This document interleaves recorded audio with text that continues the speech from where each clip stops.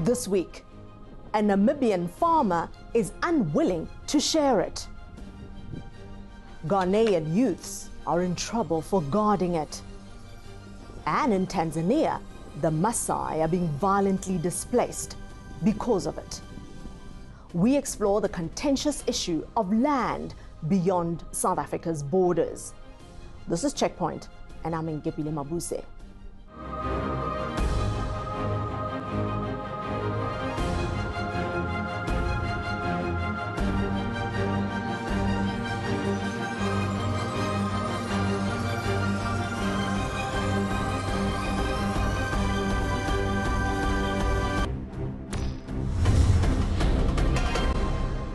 Land, it's been said, is the only thing worth working for, fighting for, and dying for, because it's the only thing that lasts. That said, across Africa, people remain dispossessed of their land, with governing parties seemingly more interested in talking about it than returning it. Cameraman Ashley Market and I recently visited Namibia, Tanzania, and Ghana to find out if colonialism's land legacy will ever be defeated. This is a preview to an ENCA special on land that will be broadcast throughout the month of June.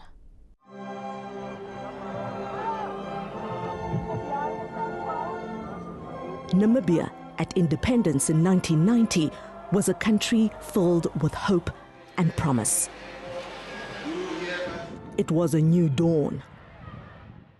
Colonized by Germany in 1884 and later ceded to apartheid South Africa, Namibia was and still remains one of the world's most unequal societies.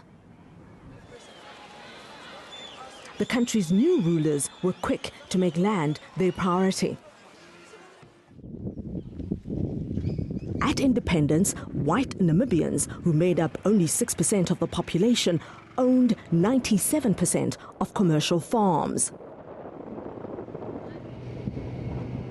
A land summit was quickly convened in 1991 to find ways to transfer ownership to the black majority. But after nearly 3 decades, only 1,000 of more than 6,000 white-owned farms have been redistributed to blacks. Some argue that there just isn't enough land to meet Namibia's needs. At independence in 1990, Namibia had 1.1 million people. I think now we've got 2.2 or 2.3 million people, so our population has doubled. And by definition with that, the land per capita has halved. Dietelm Metzger tells me his family has been in Namibia since the turn of the 19th century, and on this land for 4 generations. He comes from a lineage of German beer brewers turned farmers who came to Namibia seeking better fortune. They arrived in what was then German Southwest Africa in 1886, 2 years after present-day Namibia was colonized. My great-grandfather, as well as his wife, came from Germany. Originally they started as brewmasters with a brewery, and then at one stage they chose to be farmers, chose to be agriculturists, and they planted all sorts of vegetables and even tobacco. Keep a long story short, eventually my grandfather, there's various reasons why he ended up on this specific property, but he bought this in 1954. Germans committed genocide here, and thousands of Namibians died in German concentration camps. Despite this horrific history, Dietelm claims not to know how his ancestors acquired Namibian land, and says he's not interested in sharing his with the landless.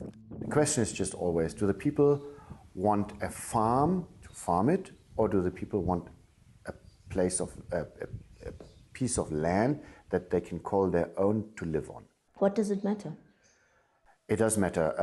If we provide land to people to live on, it's a small piece of land where they can build a house or a hut, have a small garden, subsistence garden, and let the rest of the land be in production.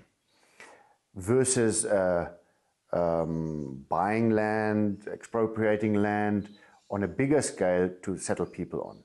Because once we do that, we lose the productivity. Would you share the land with people who will continue to produce on the land?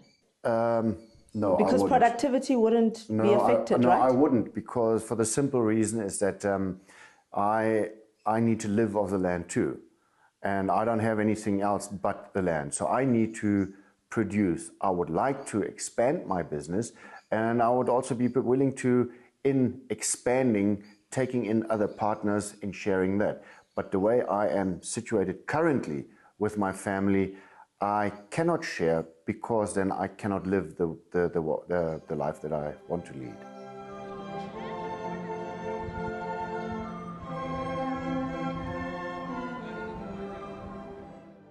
When we return.